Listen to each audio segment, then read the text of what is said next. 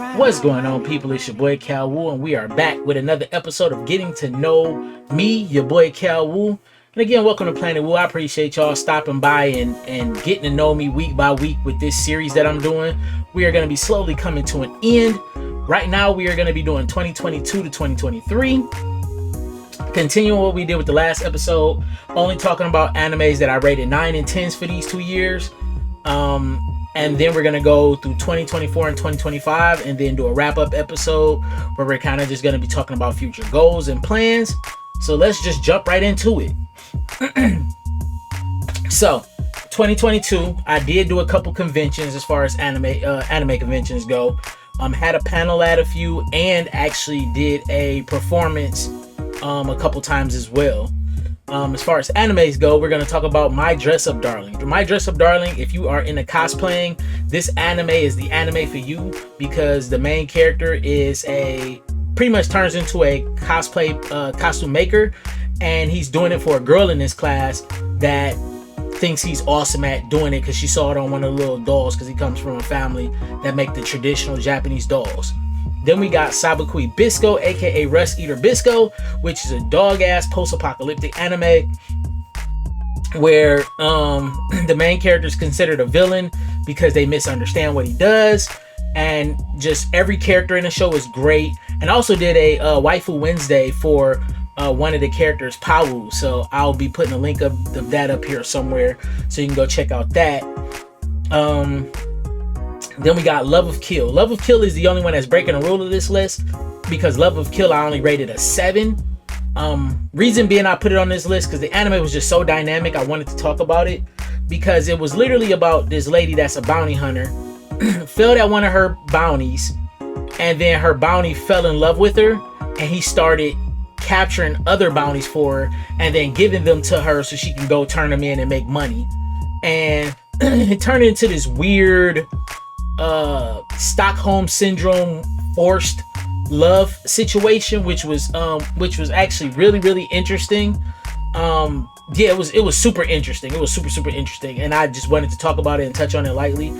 Then we got Heike Monogatari, which is a feudal Japan historical fiction that kind of talks about the Heike clan and how they fell and why they fell and just the things that went on in the background and like political wise and war wise. That was pretty dope. Then we got Spy Family. Everybody knows what that is. I really don't have to talk much about it. A great comedy action anime series. Then we have Summertime Render.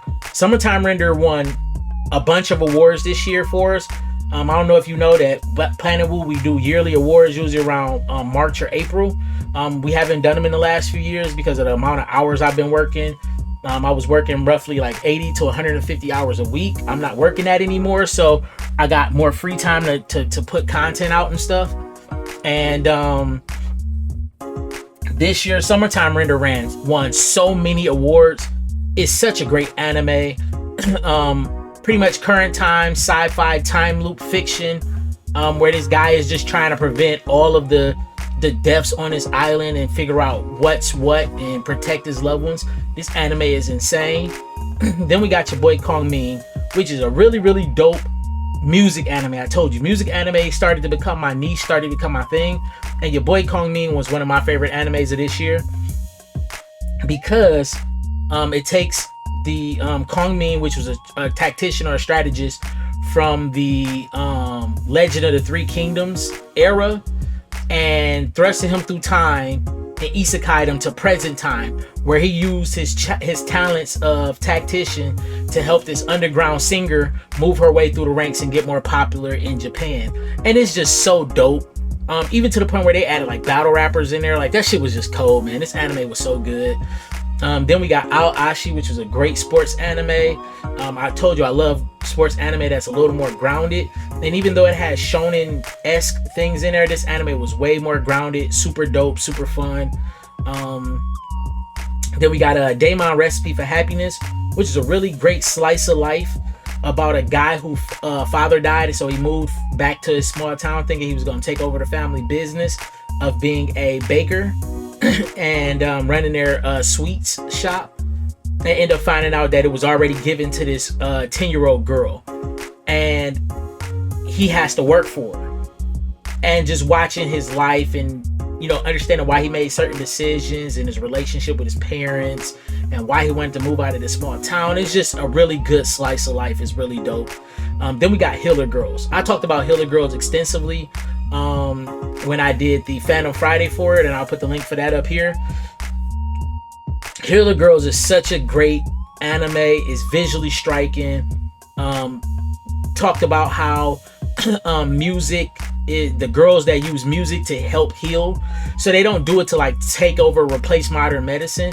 They do it as kind of like a partner with it. So they use it like as anesthetics or to kind of help calm somebody's nerves or to heal and things of that nature, release pain. And it's visually striking and got a really, really dope storyline to it. Then we got Licorice Recoil. Licorice Recoil is a really dope anime about this underground organization that has like mercenaries, got these different women as mercenaries, and it's followed two main characters on how they work at this not a pub but like a cafe by day, and then they do these jobs at night, which is really dope. Then we got Akiba Maid Wars. This is one of the craziest animes that year. It won the Shocking Award for me for the show because it was just insane seeing them take a maid cafe and then literally turn it into street shit, like straight up gang wars, where every maid cafe had a different theme and they all was like warring against each other, like straight up like in the streets, bang bang, stabbing people, shooting people. It was just insane. Then we got Shinobi no Itoki. This anime was so good to me because it showed you what would happen if ninjas made it all the way to modern times, and how they would take the shinobi world and incorporate it into real world areas and situations, to where it was just so good and so dope that this anime was just insane, man. I freaking love this anime. Then we got Raven of the Inner Palace. This anime was really, really dope. It was really good, and it was like a sci-fi what's the word I'm looking for? Guess you kind of say sci-fi historical fiction, because it's like, it's the only historical aspect of it is that it takes place in a feudal setting, but in like the past. As far as like feudal setting is the past, duh. But what I mean to say is that the setting of it, there's a shogunate, and the Raven is like one of the concubines or the wives that's there, but she lives in the inner palace as kind of like a prison, but also because she specializes in like dealing with the supernatural. And in this particular series, the current shogun or ruler has an interest in the Raven and her abilities and things of that nature, and it's really, really dope. Then we're gonna move on to 2023, and we're gonna start this bad boy off with Buddy Daddies. Buddy Daddies is such a fun buddy cop, like Baby's Day Out type series, where it's literally two dudes that work for a hitman organization, and they taking care of a kid of a dude that they actually killed during one of their hits, and they're just taking care of this kid and trying to like help the kid find her mother and things of that nature. And it just shows like the dynamic of how their life changed when they're doing this. It's really dope. Then we got Kaina and the Great Snow Sea. This anime is a post-apocalyptic futuristic series where the surface of the earth is completely like destroyed and messed up, and you got these people that live in these trees above the clouds. And kind of lives in this dying tree, and the village is dying because everybody's old, and he's kind of just there taking care of all the old people. So they feel bad, and they like, yeah, you gotta leave, you gotta go find your wife, you gotta find you some type of society that can help you sustain, because our village isn't gonna be here anymore, and we don't want to burden you with you having to take care of us until we die and miss your opportunities to thrive and survive. So you gotta go. And just watching him explore the world and learn that once he gets down to the surface, there's two organizations. You got this one that's kind of moving like the Fire Nation, going in and destroying all these villages and taking their resources. And then you got the different villages, and it's just so good. The world building is amazing. The storyline is great. The characters are good. Kind of just watching him navigate and maneuver and learn this world is just so good. Then we got Malevolent Spirits Monogatari, not to be confused with the regular Monogatari series. I didn't learn what the Monogatari is as far as like Japanese mythology until after I watched this. And it's literally what it is you're attached to an object, or you take care of it so much and it gets so much love that it gains a personality or becomes a conscious being of its own. And they take this, and the main character is a Monogatari hunter, and he pretty much watches his older siblings, who are geniuses at this, get murdered in front of him, and he just has his bias like all Monogatari gotta die, extreme prejudice. I don't care if it's, you can have a misdemeanor like jaywalking, he's gonna off you for jaywalking, like extreme like that. And his grandfather like, yeah, you gotta dial that back or we gonna be in trouble. So his grandfather makes him live with this girl that has 5 Monogatari that live with her, so he can learn how to like work properly and live properly amongst them. But the grandfather like, listen, one of two things gonna happen if you don't get this right. Either you're gonna end up like your siblings, or I'm gonna ground you and you can't do this no more. So either way, you gotta figure this shit out. And just watching that shit was dope. The Fire Hunter was a crazy series. This series was so good, especially season 1, where you got it's like a post-apocalyptic where everything is pretty much brought down to villages, and they kind of just got back into steam tech, and you got these creatures out there called fires that have like these fire cores, and they burning creatures and they attack different villages and stuff. And then you got these people out there called fire hunters that have dog companions that actually help them fight these creatures and stuff like that. So the main character is like this little girl. She's like between like 7 and 10. She gets one of them killed, and her village ostracize her. Like, you're bad luck, they ostracize her. And it's like, yeah, you got to go take the dog and his weapon back to his family and let them know that you got him killed. And if you do this and they forgive you, we might let you back. And then just all the craziness that ensues. That series is amazing. Then you got Oshinoko. This is a really popular series. I ain't really got too much to say about that. That series is amazing. Slice of life music series. 2 characters, they're twins, died around the same time, got reincarnated. They knew each other, but then they got reincarnated as the daughter of this idol that they loved, and they kind of go down the same path of like fame as she did. It's really dope. Then we got Heavenly Delusion, which is a great sci-fi series that I caught on Hulu. Hulu kind of spawned this one for me, and that series is really dope. Post-apocalyptic, following 2 siblings as they work their way of trying to learn and discover the world, and just going from one place to the other, and just all these different adventures where they fight monsters or dealing with crazy humans and just all types of stuff. Like, this junk is like it has the perfect element of like people versus monsters and then people versus people. It's so well put together. And then My Home Hero, which is another one I caught on Hulu, and they actually got a live action on Hulu right now, where it's just a sales guy saves his daughter from an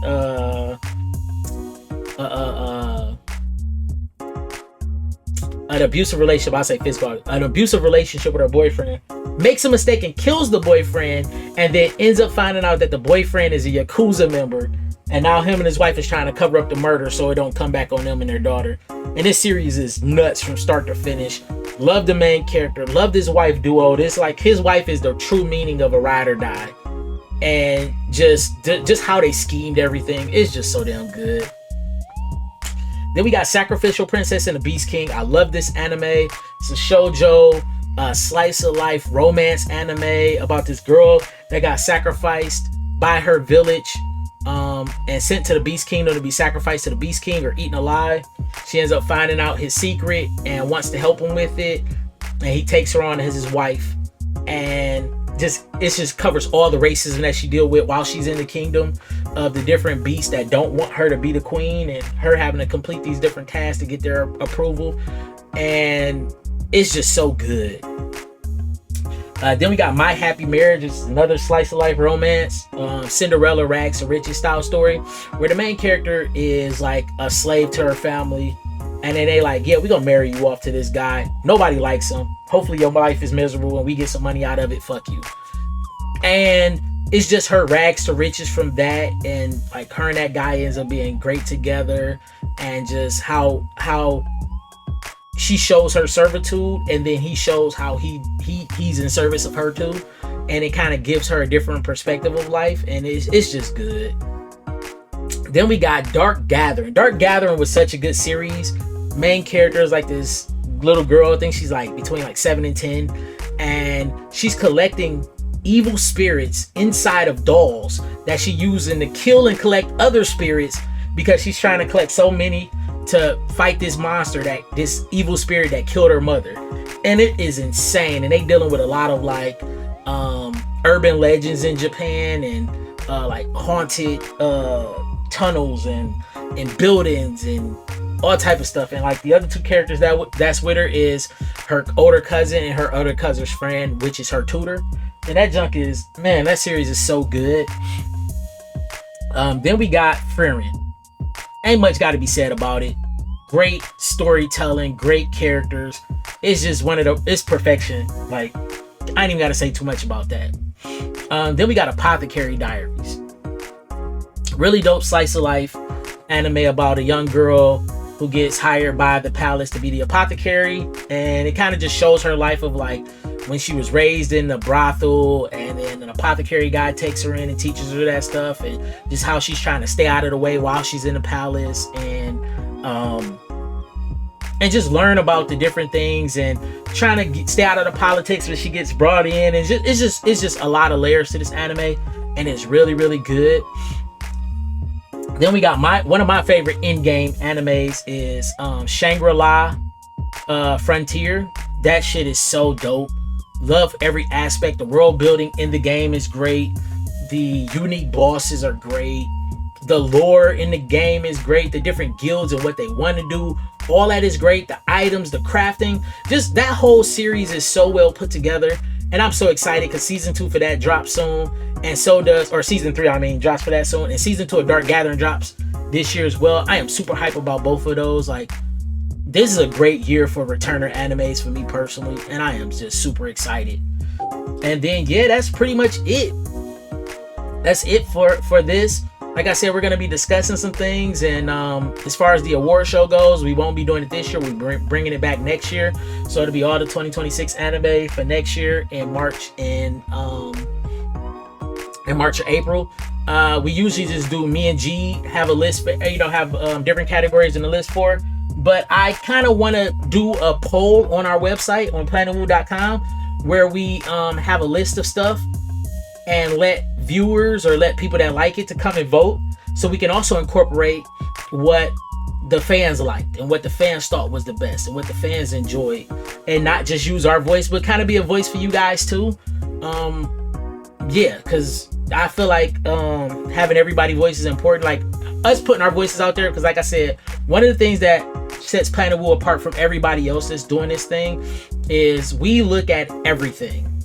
So we compare everything to everything and not just watch all the popular stuff. And that was one of the major things that me and G Money wanted to do with this brand, was to bring awareness to lesser known animes that should be more popular, that we felt should be more popular.